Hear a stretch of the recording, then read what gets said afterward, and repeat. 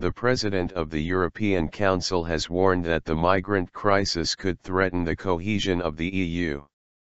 Donald Tusk told the European Parliament the challenge was the biggest the EU had faced for a decade.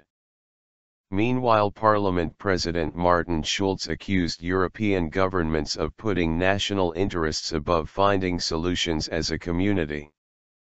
The UN's refugee agency, UNHCR, says more than 700,000 migrants have reached Europe by boat so far this year.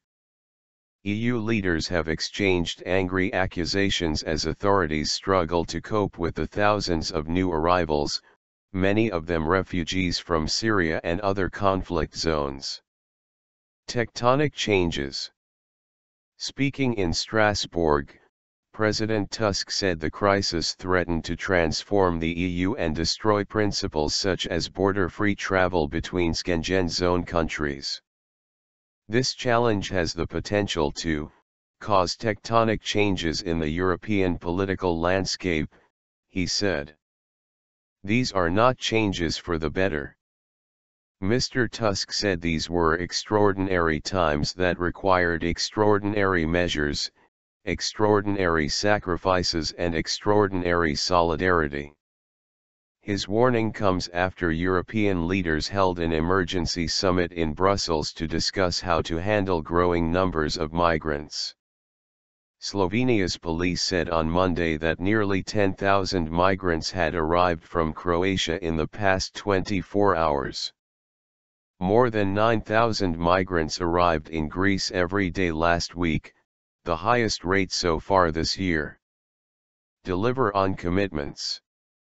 Despite agreements on boosting the number of reception centers and deploying more police officers, European Parliament President Schulz said he left the talks feeling deeply worried. Promises are being made and they're not delivered upon, he said. Governments of the right and of the left sometimes think national interests are more important than community solutions. What suffers are the refugees and the cohesion of the European Union. Jean-Claude Juncker, President of the European Commission, which called Sunday's summit, said the need for a meeting to encourage discussion between member states showed the EU was not in good shape.